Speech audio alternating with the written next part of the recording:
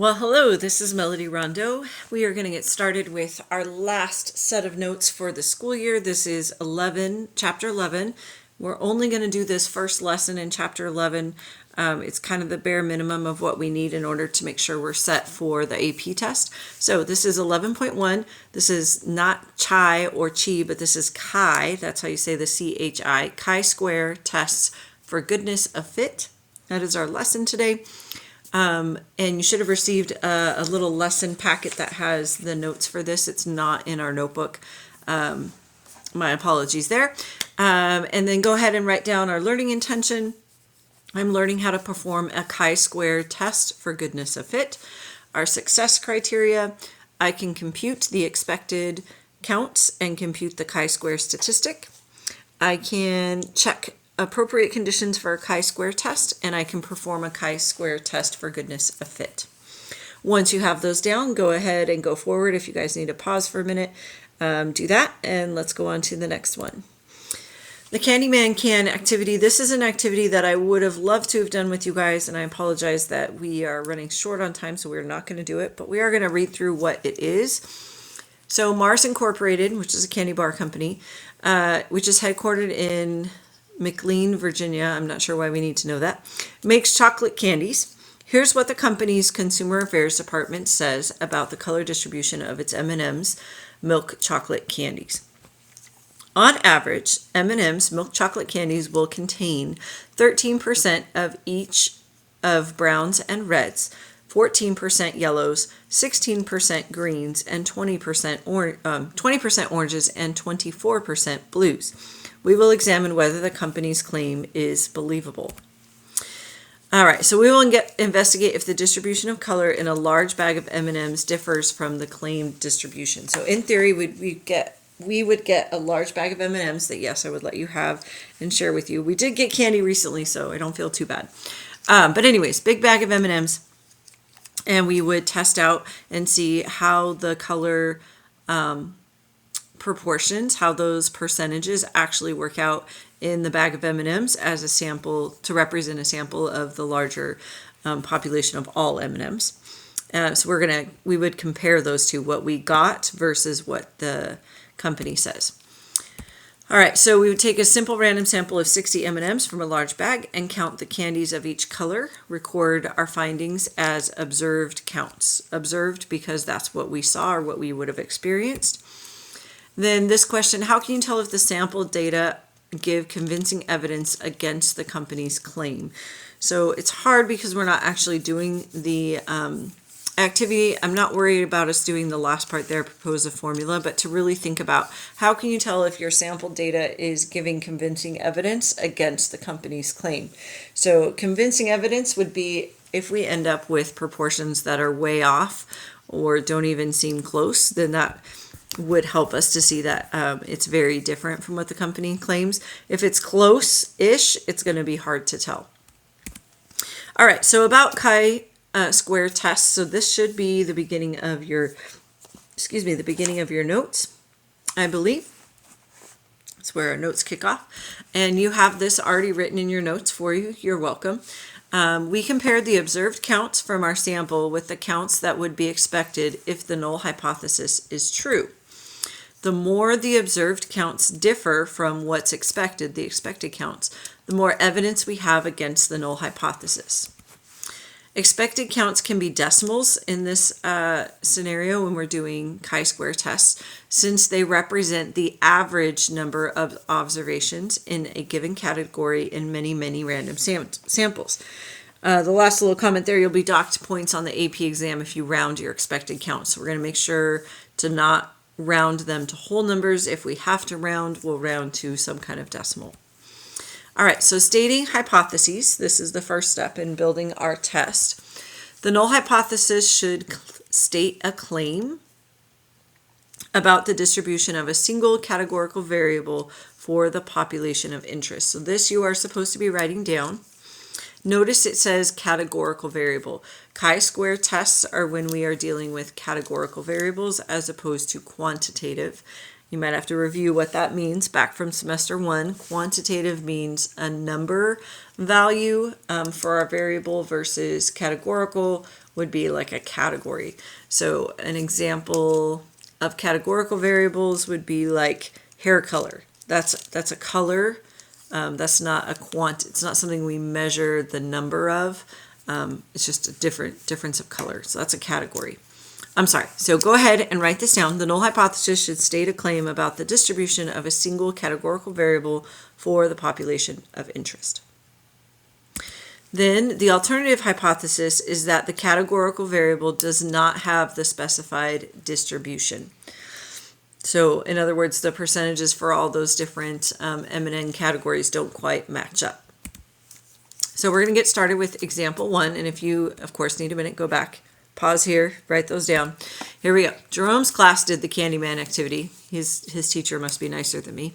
Here is the company claim. Again, on average, M&M's milk chocolate candies will contain 13% of each of browns and reds, 14% yellows, 16% greens, 20% oranges, and 24% blues. So we're going to start by stating the appropriate hypotheses in words. So I'm going to start with the null hypothesis. I'm going to get the right color here. Geez. Okay, so the null hypothesis would basically be that a sample version is the same. So I'm going to say the distribution of color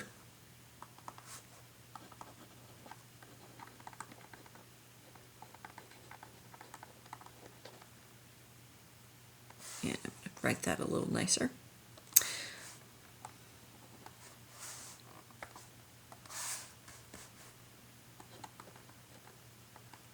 All right, so the distribution of color in a large bag of M&Ms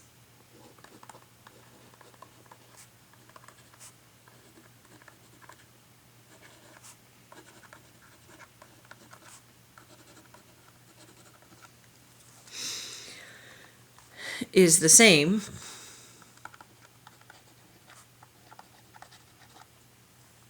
as the company's claimed distribution.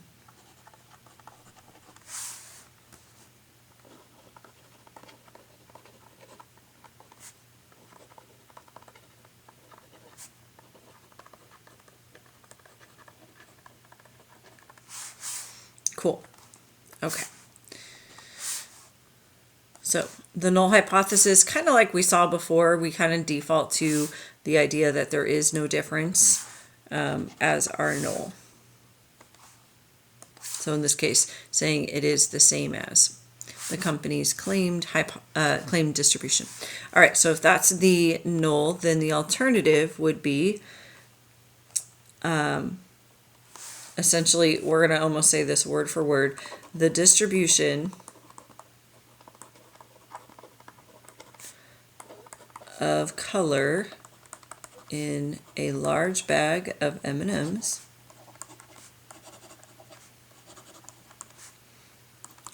is not the same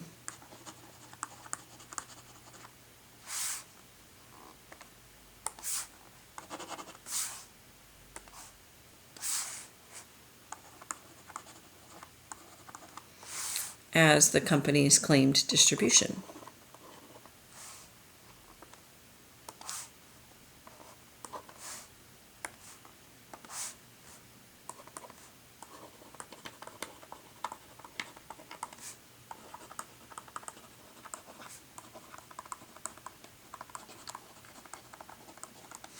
There we go. So those would be our hypotheses in words. Then you can see part B says state the hypotheses using the appropriate notation. So we're going to switch over to good old null hypothesis notation. So I would say something like this, where, and this is where it gets interesting, because we're doing a distribution, we're basically doing multiple percentages or proportions at the same time, kind of. So my distribution of color was all based on percent. So in theory, the percent of brown, let's see, we have percent of brown was 0.14. The percent of red is 0.14. the percent of, let's see, red, brown, yellow. See, yellow would be, ooh, I got those wrong. I apologize. I'm so sorry, guys. 13, not 14, 13%. 14 is for the yellow. Oh dear heavens, where did we go? This one? Cool. Okay, so 13% for brown and 13% for red and 14% for yellow. I think I got it now. Then we have green. Then I have the percent of green is 16%. The percent of orange is, let's see, orange was 20%, 0.20. And the percent of blue was 0.24. So you have to list them all out. That is the summary of the distribution, is how each of the colors are, the percentages that are represented.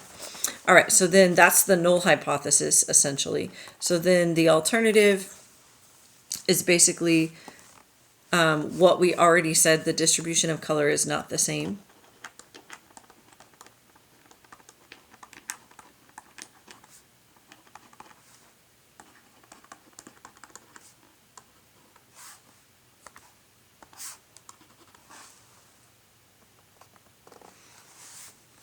So it would be different. The distribution of color, I'm going to actually say is different. Oh my gosh. I'm going to attempt to say it's different.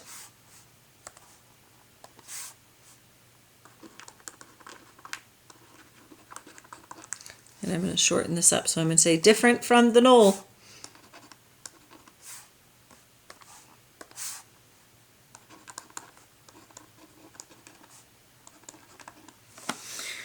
All right. So that's a total shortcut version. And of course, if I'm introducing all those fabulous variables, I would have to explain them. So here's how I'm going to explain them as well. I would say where P with the color equals the true proportion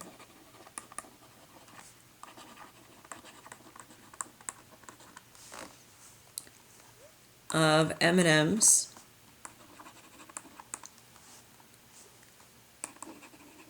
that color in a large bag of M&Ms.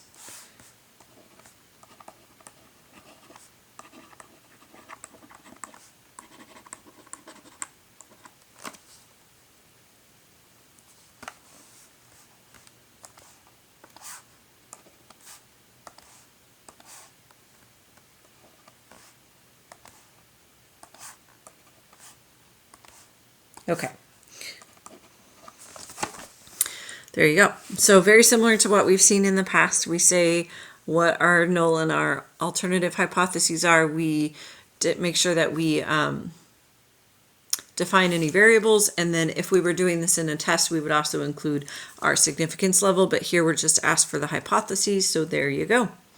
Moving right along, expected counts. So expected counts for category I in the distribution of a categorical variable is this. The expected count is NPI. So this representing, hopefully we remember that N stands for the sample size, the number that are in our sample. And then this PI business is the proportion of that particular item. And then we have that actually listed here, where PI is the proportion for category I specified by the null hypothesis. So go ahead and take a minute and write that down. And just a reminder, proportion does mean percent. We've been doing that kind of all year, so we should know that. But just in case. And if you need to pause, of course, feel free to pause. I'm going to go ahead and move forward. All right, right into example 2. The one-way table below, because there's only one variable, and that's color, summarizes the data from Jerome's class's sample of M&Ms, milk chocolate candies. Calculate the expected counts for each color and show your work. So here's what we would do.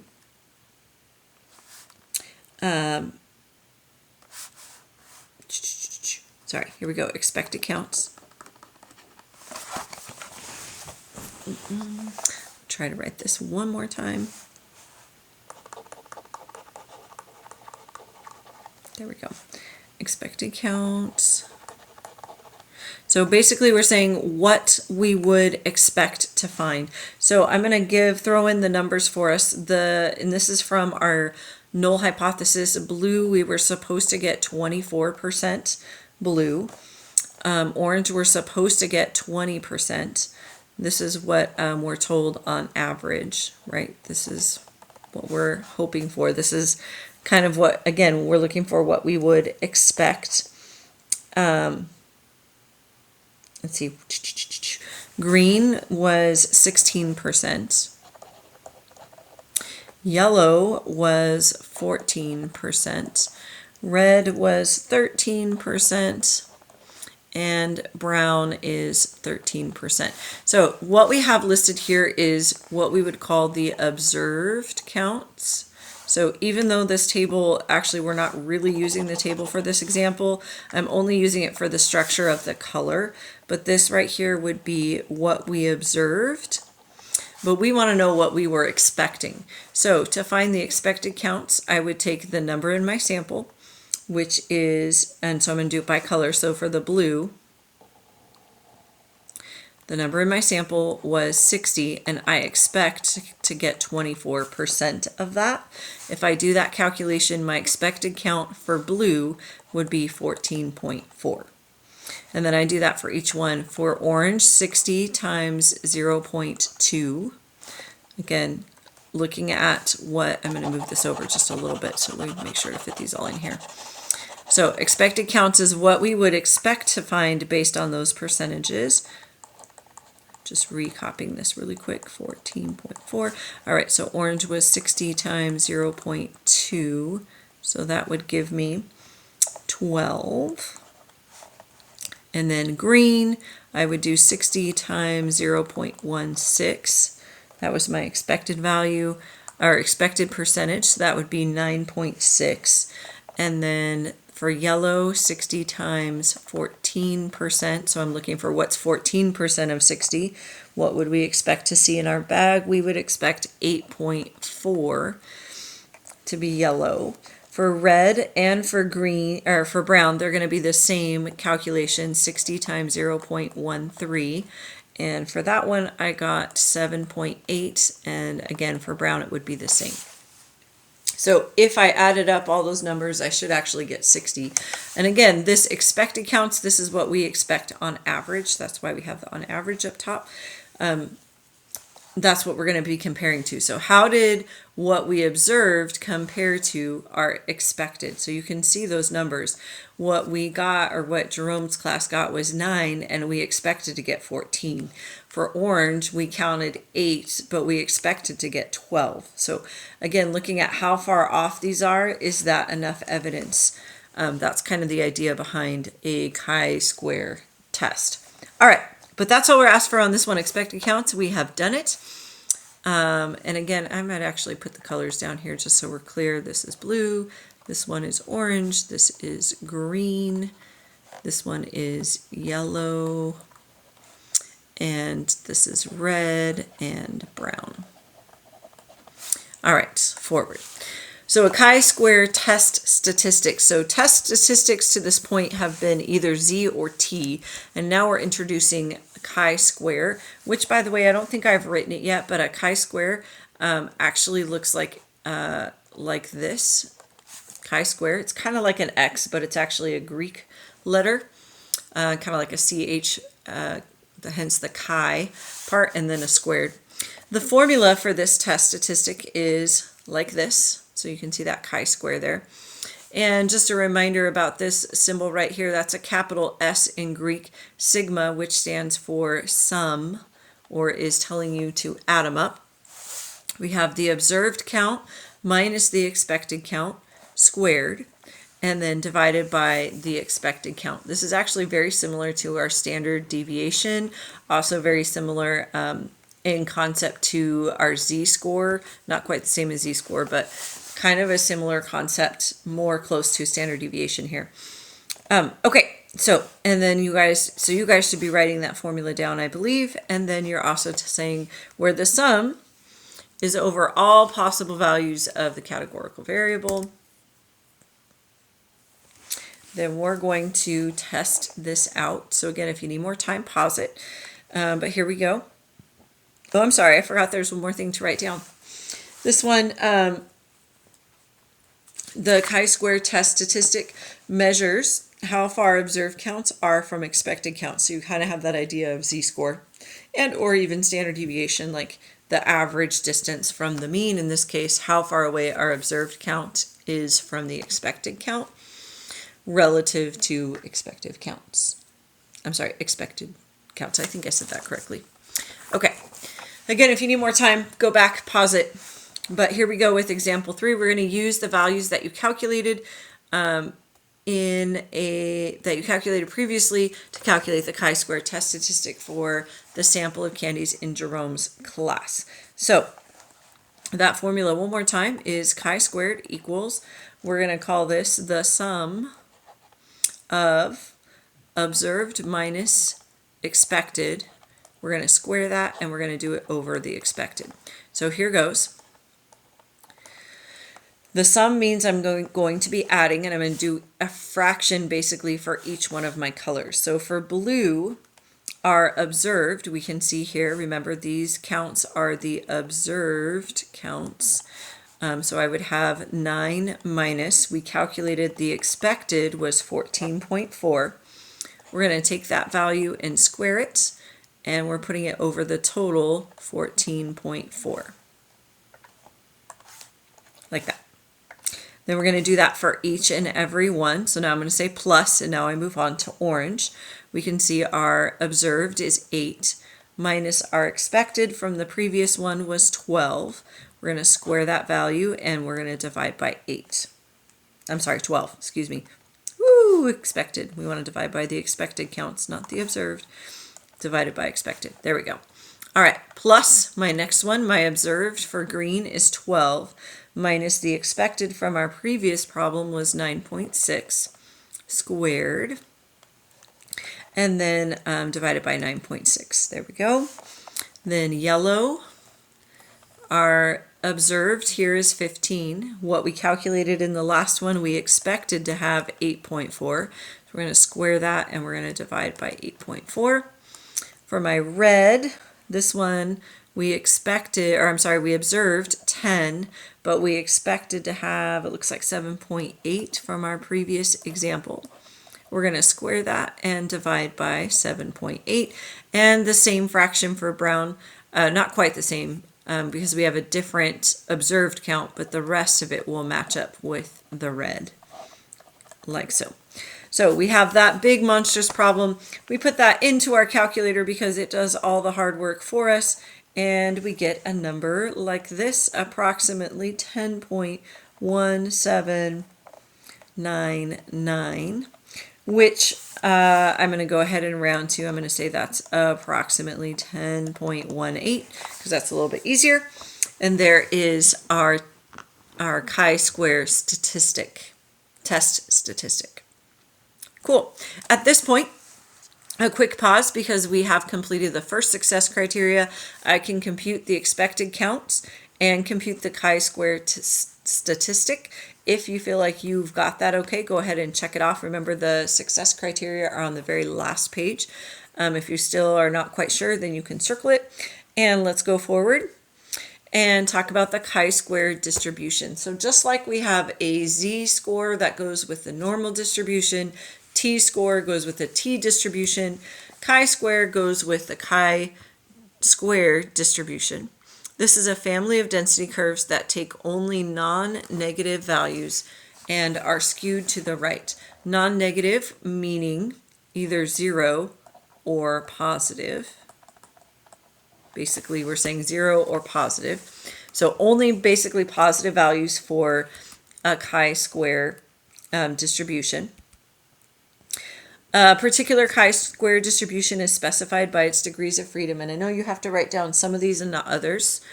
So again, feel free to pause. And then you definitely have to write this one down. Degrees of freedom, in this case, this is really important. It's different than the number in our sample. It's the number of categories. So number of categories minus 1. So it's a little different. As the degrees of freedom increase, the density curve becomes less skewed. So we can see that. We'll look at that in a second here. And larger values become more probable. So here's our degrees of freedom. I'm sorry, our chi-square distribution.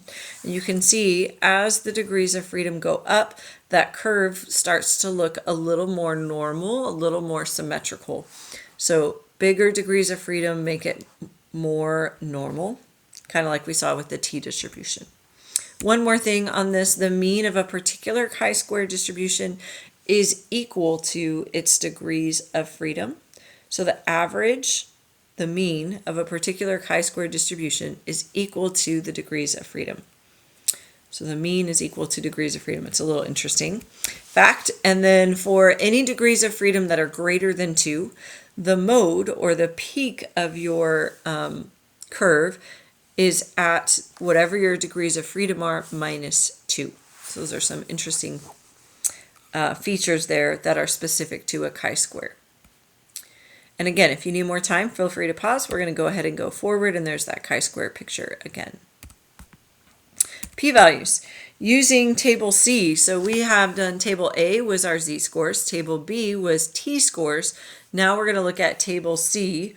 We use degrees of freedom, which again is the number of categories minus 1. We look for the value that the test statistic falls between. So this is, again, not very specific. We'll end up using our calculator for a lot of this. But we can find the values that the p-value is between. Very much like the t-table. So the chi-square table is more like the t-table than the normal table. On the calculator, we're going to use statistics, distributions, and we'll use a chi-square CDF command. We enter the lower bound, the upper bound, and our degrees of freedom, similar to doing normal curve or even t-distribution. All right, so now we're going to practice doing it. Find the p-value that Jerome's class would have gotten using each method. So the two different methods, we have using the table, and then we're going to do using the calculator. Okay, so from table C, try that again.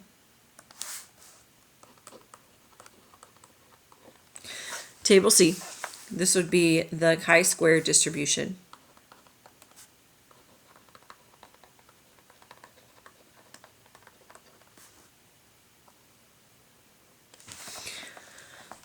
First of all, we need to know what our degrees of freedom are. So degrees of freedom in this case are the number of categories minus 1. So in this case, my number of categories, I have 1, 2, 3, 4, 5, 6 different colors. So 6 minus 1, I get degrees of freedom equals 5. And then my chi-square test statistic, we already found that. It was 10.18. So we're going to take a minute and go look this value up on the table so we can get familiar with that. I will make sure that the table is posted for you guys a little easier at the top of Google Classroom, just like we see it when we do a z-score or a t-score. Right now, I'm going to look it up in a slightly different way. I'm going to use Google Classroom to help me out. Whoopsie, we're going to go to AP Stats, Google Classroom, but I'm going to go all the way to the bottom. But you guys should be able to grab it from the top. I'm going to go to my AP formulas because it is in the formula sheet packet here. Come on, honey. There we go. You'll pick it up in a minute.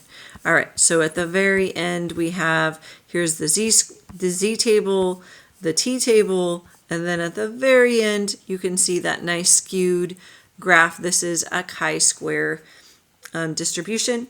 We are looking for 10.8 as our chi-square value, and we are looking for degrees of freedom 5. So if I look at 5 and I look for 10.8, it looks like I'm between these two right here. 10.18 would be between those two values. So we're looking at a probability between 0.05 and 0.10. So let's go back to the notes.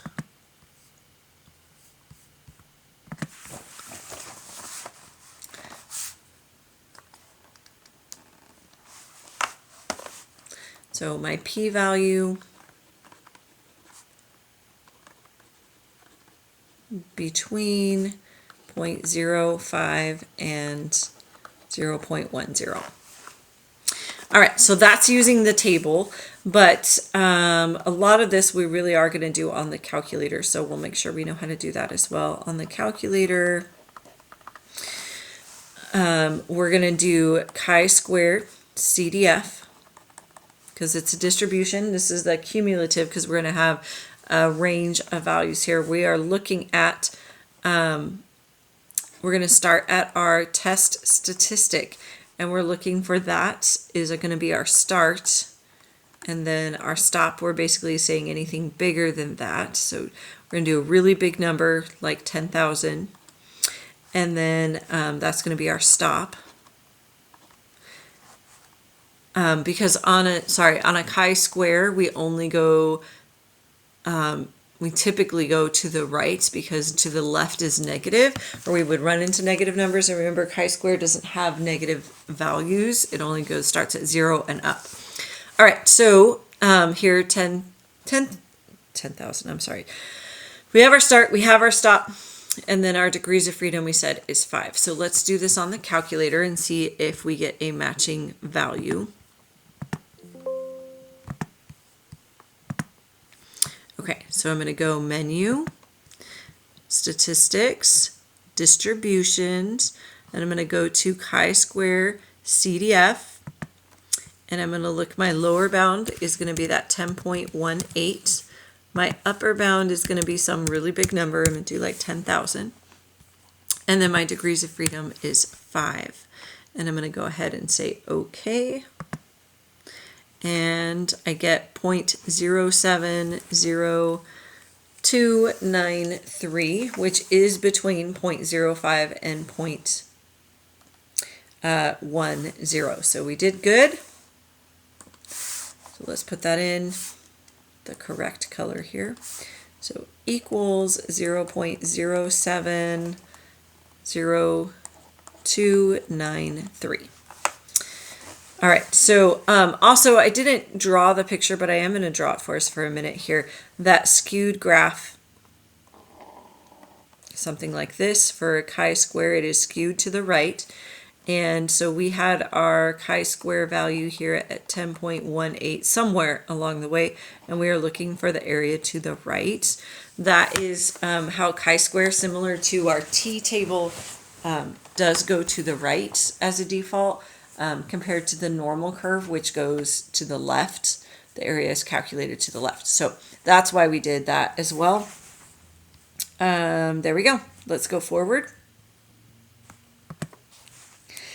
All right, our conditions for performing a test. Here goes. The first one we need is random. Feel free to write all those words or just summarize it as we have done. It's very similar to all the significance tests that we've done. So random experiment or random sample. 10% condition, we're still going to have that show up when sampling without replacement. We check the 10% condition. Notice the last one here, normal, I have crossed out because a chi-square test by definition is not normal. It is a skewed graph. So this one we're going to do large counts, but for large counts is that we just have all of our expected counts are at least 5. So basically 5 or bigger for the expected counts. So if we look back for a second at, all right, going way back to our expected counts, all of those numbers that we got were greater than 5, so we were good. But that is part of it. We're going to just make sure they're all bigger than 5. Sorry, should have gone, exited out and come back. Okay, there we go. All right, so that one I would definitely make sure to write down, but the other two we're very familiar with, random and 10%. And then this time we don't have a normal because we know that we're using a chi-square, which is not normal, but we do have large counts that everything is at least 5. All the expected values are at least 5. All right, a goodness of fit test is what we call this, GOF, goodness of fit. In our state step, we're going to say we want to test the hypotheses. We'll give the null and the alternative and the significance level. This doesn't clarify, but if we are including in our null or alternative any variables, we want to make sure we define those as well. Define any variables.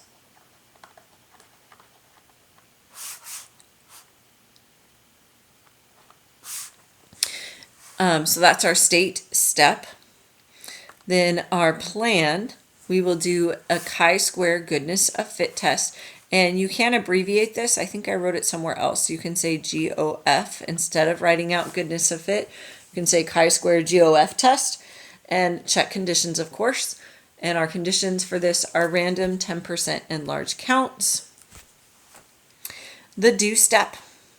We're going to find the expected count for each category, assuming the null is true. So we go through and find expected counts. So this is a little different than the other one. That's specifically what we do. Find our expected counts, calculate the chi-square statistic, and then find the p-value by either using the table or our calculator. And remember, degrees of freedom is the category -1.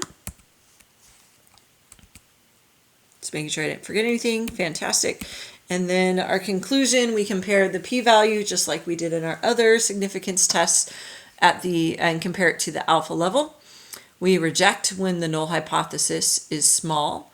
We reject the null when the p-value is small. Let me get the right words here. We fail to reject when the p-value is large. Same as before, same rules. Go ahead. All right, if you're ready to go on, let's go forward. If not, go ahead and pause, get down what you need to. Okay, on the calculator, we're going to, the calculator can do a lot of those calculations for us, like the expected, calculating the, what am I trying to tell you? It will do your test statistic for you if you put in your observed counts and your expected counts. So you do have to do the expected counts yourself, but if you put those in, then you can do the stats test on the calculator as a chi-square GOF. That's goodness of fit. For the plan step, we name that procedure chi-square goodness of fit test.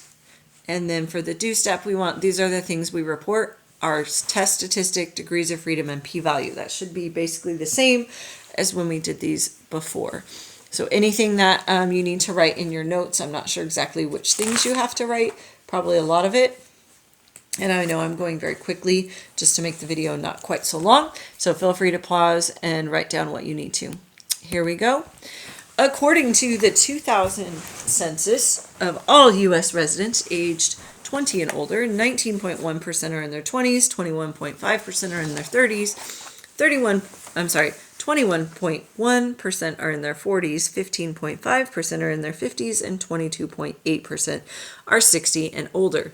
The table below shows the age distribution for a sample of U.S. residents aged 20 and older. Members of the sample were chosen by randomly dialing landline telephone numbers. Do these data provide convincing evidence that the age distribution of people who answer landline telephone surveys is not the same as the age distribution of all U.S. residents? All right, so here we go. We're going to jump right in with our states we want to test.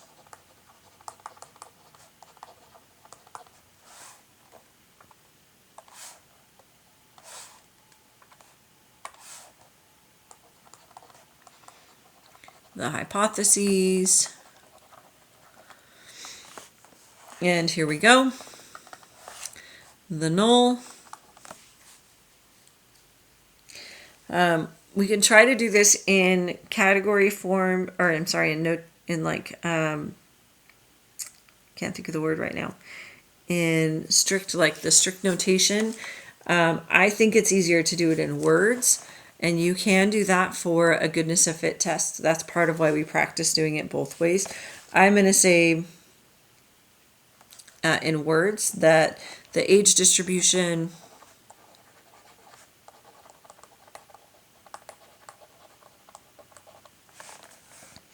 of people who answer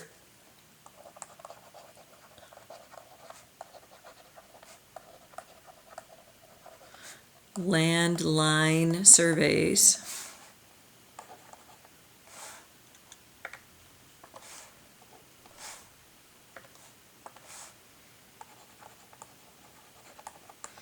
is the same as the age distribution for all U.S. residents.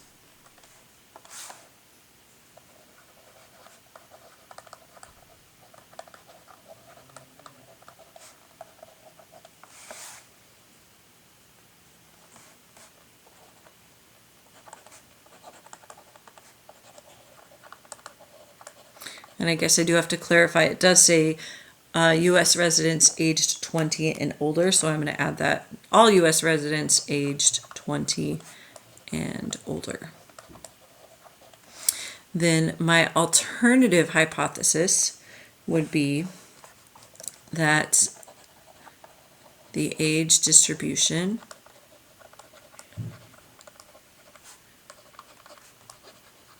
of people who answer landline surveys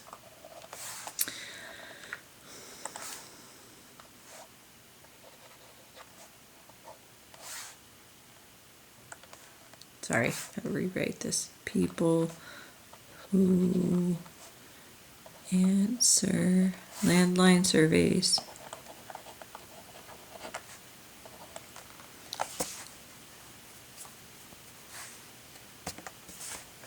is not the same, or I can say is different. You can say it either way.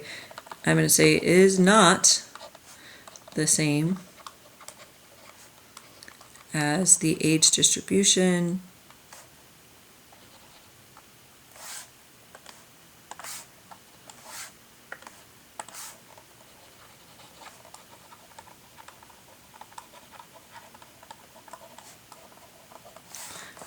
for all U.S. residents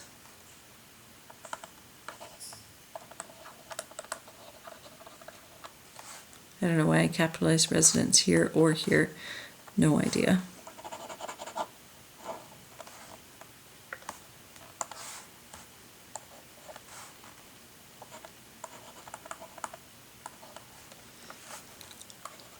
Aged 20 and older.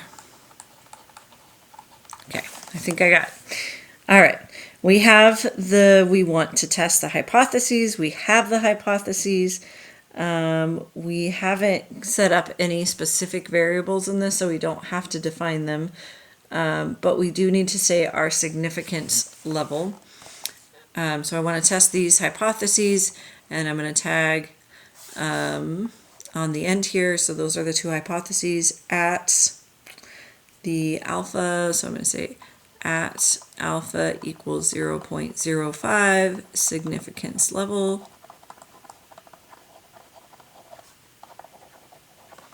They didn't give me a significance level, so again, that's my default is the 0.05. Then my plan, so that is the state. I said I want to test hypotheses. I said what they are. I didn't throw in any variables in this situation, and so then I just had to make sure I included my significance level. I've got it. Let's go to plan. My plan is to do I'm going to say perform a chi-square goodness of fit test.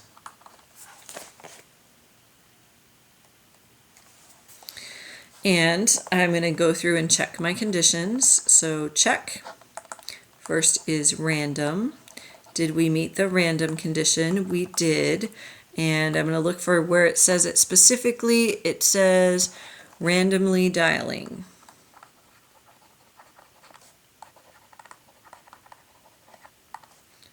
Cool. Then I'm going to check my 10% condition.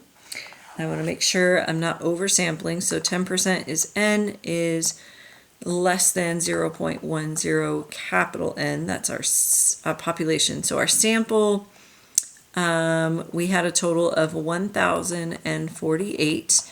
And I want to know, is that less than 10% of the population? So I would get 10,048.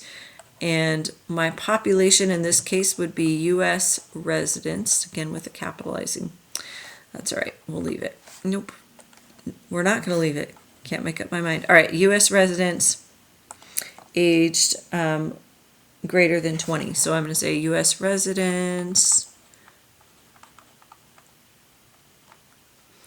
20 plus. I think we're good. I think we could say there's more than 10,000 people in the United States who are more than 20 years old.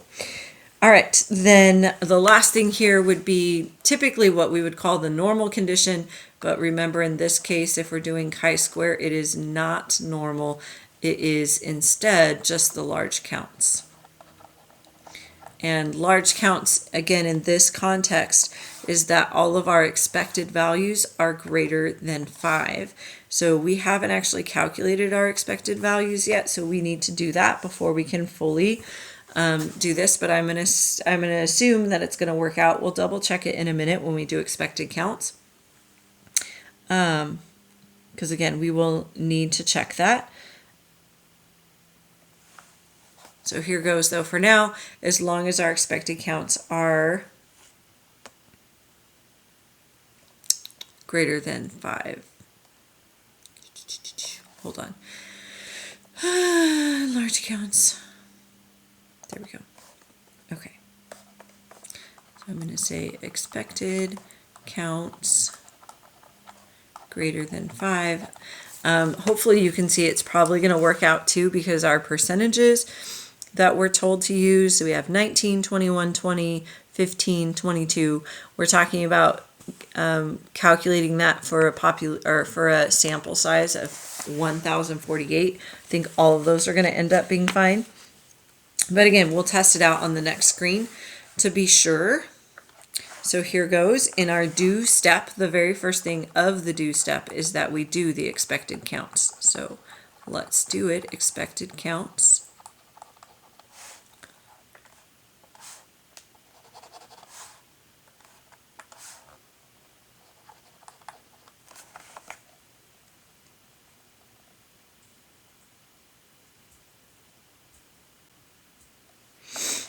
Okay, so I'm going to build a little table here next to my categories. So I'm going to do them in line with this. Just I feel like it's easier to just match it up here with categories that we already have. So we have 1, 2, 3, 4, 5 categories, looks like.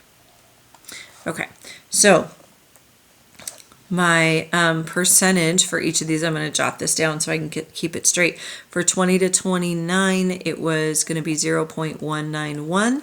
For the 30s, people in their 30s are 21.5, so 0.215.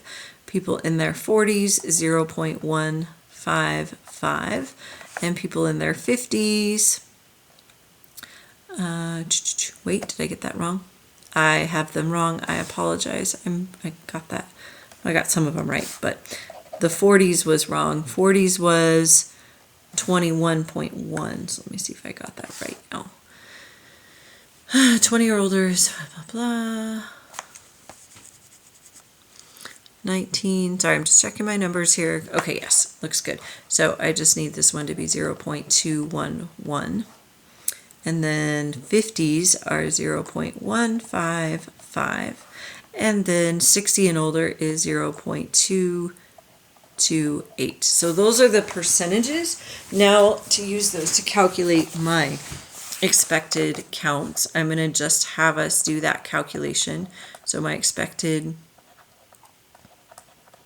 count, that would be taking the percentage basically and multiplying it by the total number. So that total that I'm looking at is 1,000, is this number right here, 1,048. So we would have to do that for each one. And when we do that, here's the numbers that we should come up with. Let's see, 0.191, that percentage of 1,048 gives me 200.168.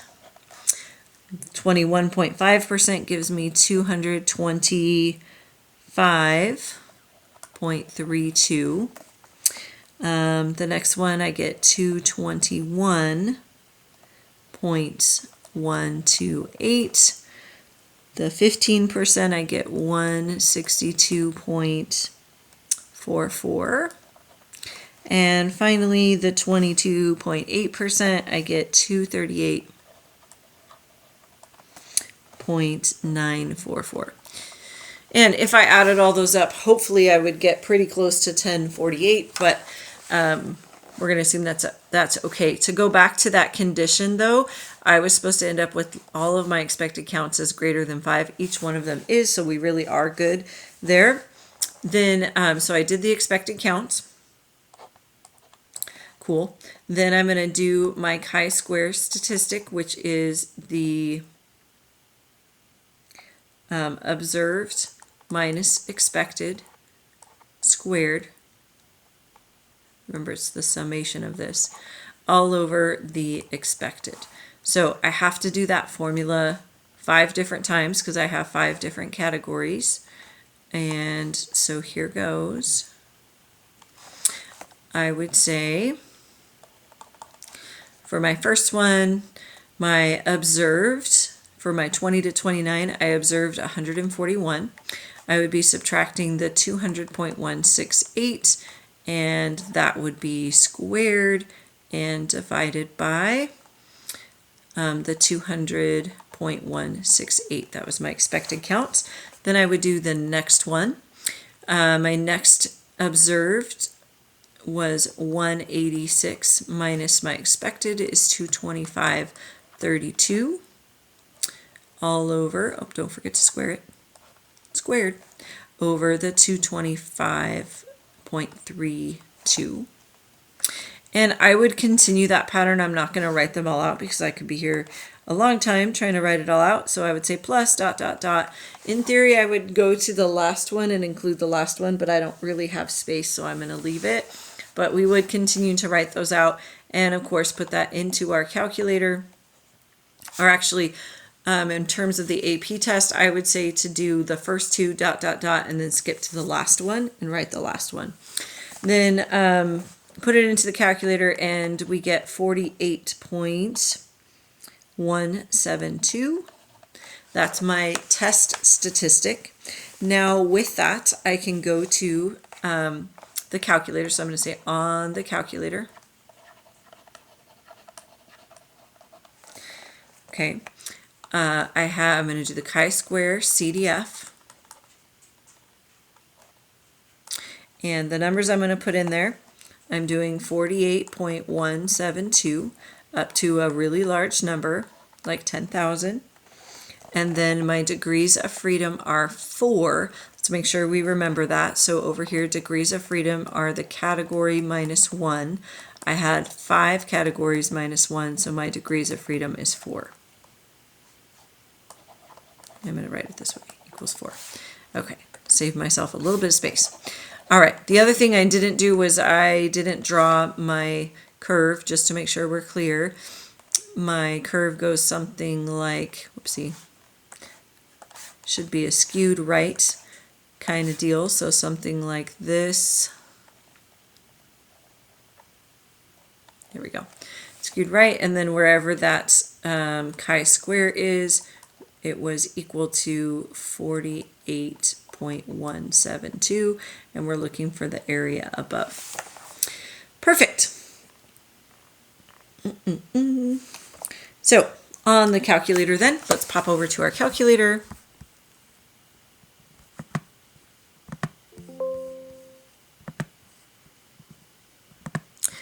All right, my calculator, I'm going to go menu, statistics, stats. I'm sorry, my CDF. CDF, where did it go, CDF? Ooh, I didn't show us how to do the stats test version. Oh well, distributions, we're going to go CDF.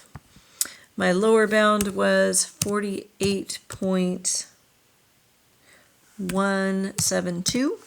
My upper bound is 10,000, something really big, and my degrees of freedom was 4. I'm going to hit the OK button, and I get a very, very, very tiny number. So this number is in scientific notation, 8.68 times 10. That E means times 10 to the negative 10. We don't use scientific notation a lot in stats, but when you see something like that where it has a negative exponent, so I already forgot what the number was. Dear heavens.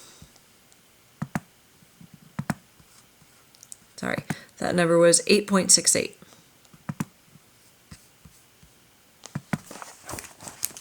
Okay, so we're looking for the p-value.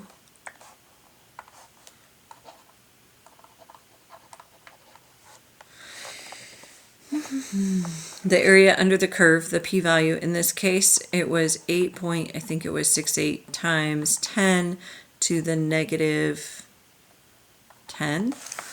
I'm being terrible on remembering this, dear goodness. I think that's right. If not, I apologize. But it's super small. Whatever that number is, that minus tells you that you're actually moving this decimal, so that 8.68, this decimal is moving this way 10 times. 1, 2, 3, 4, 5, 6, 7, 8, 9, 10. So I would be adding in all these zeros in here. I think I got them all. A little squish there. So this number is so incredibly small that we would say it is approximately 0 because it is so tiny. So even though that's what it actually is, we're going to say it's approximately 0. On to our conclude then. For our purposes, that p-value is essentially 0. We're so far to the right that there's almost no area, so almost 0. And then we're comparing that to our alpha at 0.05. And this one would be less than. And when it's less than, that's when we get to reject the null hypothesis. So we're going to reject the null.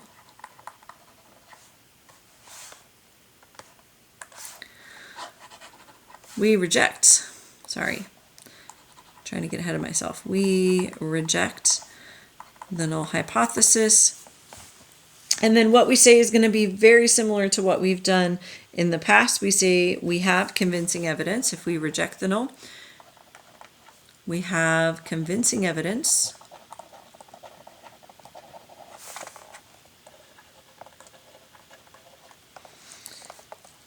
that the age distribution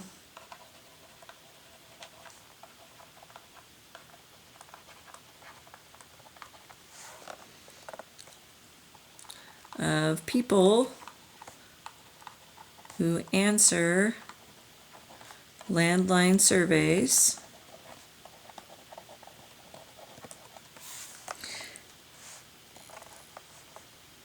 is not the same. So this is basically my alternative hypothesis. I'm saying we have evidence for it. Not the same as the age distribution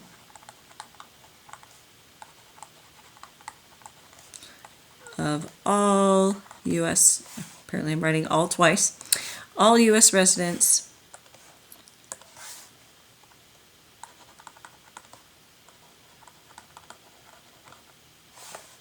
can't spell residents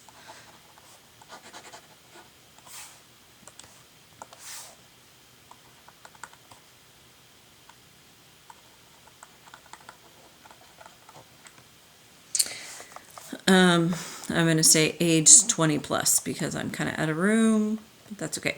Cool. And we have completed all of our notes for the year. You are welcome. Take a look at those success criteria. We did the first one. The other two, I can check appropriate conditions for a chi-square test. If you've got it, check it off. Otherwise, circle it. And the last one, I can perform a chi-square test for goodness of fit. If you feel like you got it, check it off. Otherwise, circle it. And we are done, people. Congratulations. We'll see you later.